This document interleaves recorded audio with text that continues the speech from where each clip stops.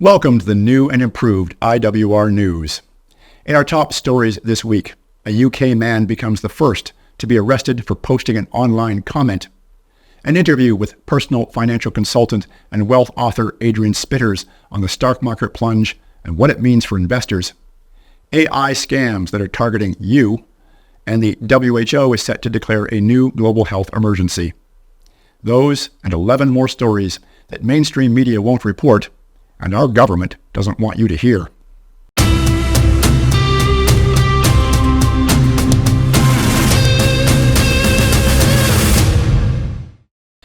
This past week, we posted my interview with Privacy Academy founders Glenn and Eric Medder. They interviewed me, as Americans apparently consider Canada their canary in the coal mine in regards to violations of our rights. If Canada is America's canary, then the UK is ours. A video showing a man being arrested by UK police for social media comments has some Canadians warning that Canada's own legislation could be used in a similarly draconian way. The UK Crown Prosecution Service has named one man, 28-year-old Jordan Parler, as the first person to be arrested over social media comments. The comments related to riots sparked by a 17-year-old British citizen born to Rwandan immigrants who went on a stabbing spree, killing 3 young girls aged 6 to 9. Parler was convicted of using threatening words or behavior to stir up racial hatred. Mr. Parler recorded his arrest. Okay, the time's 20 to 3, 14:40. I'm arresting you on suspicion of improper use of the electronic communications network. I'm just what? 127 of the Communications Act, okay? So you do not have to say that it may harm your defence if you don't mention one question, something which you later are in court. Anything you do say may be given evidence. Do you understand that? So I'm actually being arrested? You're going to be arrested, okay? Right. Take you back to the police station. Right. You, okay, this is in relation to some comments that you've made on a Facebook page. Some what? Information? So I'm going to be arrested for posting on Facebook. Made some comments that are offensive, obscene, and people have made a complaint about that, and it's transferred. And can you tell me what this comment was? Okay, well we'll do that when we interview. All right. And so, what am I going to be locked up for the night, or? Hopefully not. Hopefully not. All right. So what we're going to do is, if you want to pop yourself up, we're just going to search. You need the glasses. Yeah, search you. To come with you. My glasses. Yeah. Do you want to take them with you? The UK law makes it criminal to send, by means of public electronic communications network, a message that is grossly offensive, indecent, obscene, or menacing in character, or causes any such messages or matter to be so sent. Amid race riots rocking the UK, the Director of Public Prosecutions of England and Wales issued a dystopian warning to citizens, stating that merely retweeting a social media post that's insulting to an ethnic group could lead to criminal charges. Aspects of Canada's proposed Online Harms Act, Bill C-63, could similarly chill free speech in Canada, and while Canada's Charter of Rights and Freedoms should afford Canadians protections that are absent in the UK, we've all seen how much our charter is worth in the past few years. Bill C-63, if passed into law, could impose fines of up to $50,000, house arrest, prison terms of up to 2 years, and in some cases, possible life imprisonment. Former journalist and senior fellow at the Macdonald-Laurier Institute, Peter Menzies, said the part of the Act which deals with the Human Rights Commission is draconian. The Human Rights Commission is not the same as a court of law. The burden of proof tends to fall on the accused. It's often said that the process is the punishment and can drag on for years and years. In response to the UK arrest of Jordan Parler, Elon Musk posted to X an image from The Family Guy portraying capital punishment with the message, "In 2030, for making a Facebook comment that the UK government didn't like."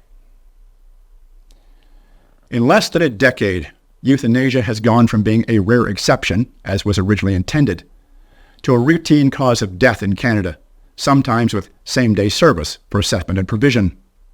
That's one key finding in the Cardis report, From Exceptional to Routine, The Rise of Euthanasia in Canada. The report by Alexander Rakin, visiting fellow in bioethics at the Ethics and Public Policy Centre, also found that by 2022, Canada's medical assistance in dying, or MAiD deaths, had grown 13 times higher than they were in 2016, the year when MAiD became legal. Canada has the fastest growing euthanasia regime anywhere in the world, making MAiD responsible for more than 4% of all deaths in 2022, says Rakin. Only deaths from cancer, heart disease, COVID-19, and accidents exceed the number of deaths from euthanasia in Canada. The findings in From Exceptional to Routine also undermine the persistent line from government departments and agencies that Canada's MAiD experience is similar to that of other jurisdictions. In fact, Health Canada dramatically underestimated what a, quote, steady state of euthanasia deaths would look like, and how quickly Canada would reach the 4% threshold of total deaths. The country reached the threshold in 2022, 11 years ahead of Health Canada's prediction. However, the 4% figure may be low. Some provinces don't record MAiD as a cause of death. Instead, they simply record the underlying condition that led to the request for a premature death. And even though Health Canada reports on the number of MAiD deaths, Statistics Canada does not consider MAiD a cause of death. These inconsistencies make it more difficult to research euthanasia and causes of death more generally.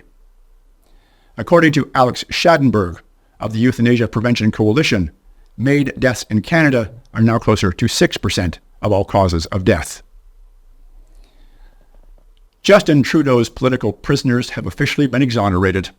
A jury in Lethbridge, Alberta, found the remaining 2 defendants of the Coutts 4, Tony Olenek and Chris Carbert, not guilty. The men had been charged with conspiracy to commit murder, charges as a result of their participation in the nonviolent Truckers' Freedom Convoy in February 2022, and they had been held in custody ever since, denied bail in spite of no history of violence or criminal records. On August 2nd, a jury in Lethbridge, Alberta, found that the 2 men were not guilty of conspiracy to murder, finding them only guilty of the lesser charges of unlawful possession of a firearm for a dangerous purpose and mischief over $5,000. Olenek was also found guilty of unlawful possession of an explosive device. However, it should be noted that Olenek works in the gravel industry, where explosives are regularly used. Both Olenek and Carbert have been jailed since 2022 when, at the same time the Freedom Convoy descended on Ottawa to protest COVID restrictions, they joined an anti-COVID mandate blockade protest at the Alberta-Montana border crossing near Coutts, Alberta. The men were denied bail and kept in solitary confinement for some time before their trial.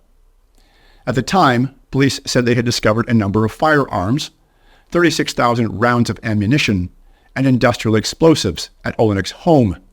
However, the guns were legally obtained, and the ammunition was typical of those used by rural Albertans. Similarly, Olenek explained that the explosives were used for mining gravel. The men were arrested alongside Christopher Lysak and Jerry Morin, and all 4 were charged with conspiracy to commit murder. At the time, the Coutts 4 were painted as dangerous terrorists, and their arrest was used by Trudeau as justification for the Emergencies Act. Recently, Federal Court Justice Richard Mosley ruled that Trudeau was not justified in invoking the Emergencies Act. Lysak and Morin had already pled guilty to lesser crimes of possession of a weapon in an unauthorized place and conspiracy to traffic firearms prior to the August 2nd ruling. It is important to note that Lysak pled guilty despite the fact he had not attended the protest, and that the gun found by police in his trailer was registered and authorized, according to his lawyer. The military is reviewing minimum medical requirements for new recruits in a bid to attract more volunteers. Defense Minister Bill Blair earlier told reporters he'd take other measures, like cutting minimum enlistment to as little as 18 months. We will undertake a wide array of new and innovative measures to attract more Canadians to the unique opportunities of service offered by the Canadian Armed Forces, said an April 15th Department memo to Minister Blair. For example, we will streamline the security clearance process and establish a probationary period to enroll applicants faster. We will also reevaluate medical requirements and abolish outdated processes and criteria where possible to support efforts to fill our personnel gap, said the memo Defense Policy Update. The memo did not explain which medical requirements would be waived. Volunteers must currently meet minimum fitness tests, like completing a 5-kilometer march carrying 20 kilograms of equipment, hoisting a 20-kilogram sandbag 30 times in 3.5 minutes, and sprinting 80 meters from push-up positions. See my interview coming out this Sunday with former police detective Donald Best on how we can unwoke our military and police. So many Canadians are relying on food banks amid the cost of living crisis that people south of the border have taken notice and responded with donations. The U.S.-based Church of Jesus Christ of Latter-day Saints donated $2 million to Daily Food Bank, a non-denominational Christian charity organization that aims to end hunger in Toronto. According to Daily Bread, around 10% of people in Toronto are now regularly relying on food banks. The Mormon faith has 17 million members worldwide, with Ontario being home to about 50,000. Church elder David G. LaFrance said LDS parishioners were shocked by the position that 1 in 10 Torontonians now find themselves in, and that members from across North America contributed to the sizable donation, which is part of the church's global humanitarian efforts. This isn't the first time that the LDS Church has made donations to Daily Bread, having previously given the organization money in 2022 and 2023. Daily Bread's annual spending has skyrocketed from $1.5 million before the pandemic to $29 million this year, according to CEO Neil Hetherington. He said that monthly visits have gone from roughly 65,000 to over 350,000 as of May, with the organization receiving about 13,000 new clients monthly. Daily Bread is desperate for more funding, according to Hetherington, who said the latest donation will buy about 2 million meals for people in need, as well as 2 additional trucks for GTA distribution. 1 in 5 Canadians have an acquaintance who had to resort to using food banks to meet their needs, according to a national survey from last month. This report is just one example of the investigative journalism I bring you at ironwillreport.com. My efforts to bring you the truth, with 2 exclusive interviews and 1 counter-narrative news report each week, as well as with special reports, like my recent report on who really killed Thomas Crooks, are entirely funded by viewer subscriptions. I know it's difficult to get used to the idea of paying for news. Pretty much since radio and TV news started, we've been able to access it for free. But mainstream media can no longer be trusted. They are funded by our government and large corporations, and they work for them. Independent journalists such as myself work for our viewers. If you're not paying for your news, someone else is, and that someone else has an agenda. You can get a free 15-day trial at ironwillreport.com without a credit card. You will be granted instant access. See what you're missing at no cost and no obligation. Memberships are just $9.95 per month, or save 20% with a $99 annual membership. We also have 2 offline payment options for those of you concerned about government surveillance. In this week's members version of the IWR News, an interview with personal financial consultant and wealth author Adrian Spitters on the recent stock market plunge. Is it time to bail out? AI scams that are targeting you. Elon Musk sues the censorship arm of the WEF. In my new regular segment, World War Watch, news in both Canada and the Middle East you should be concerned about. A new exhaustive study by a Canadian research team finds that the COVID vaccines are completely ineffective at stopping the spread of the virus. The WHO is set to declare a new global health emergency. A man is set to win gold in women's Olympic boxing. And Elon Musk's SpaceX may be rescuing NASA astronauts from the International Space Station. Over the summer, I'm slowing down a little and only releasing 1 interview per week. This is allowing me more time to work on other projects, such as this complete revamp of the IWR News. I will resume my regular schedule of 2 interviews per week in September. This week, on Sunday, I interview former OPP officer Donald Best. Best worked as a detective in Ontario for the better part of 15 years, investigating corruption within the Ontario Provincial Police. He has some very clear ideas on how woke ideology has castrated our police and military, and on what we must do to fix it.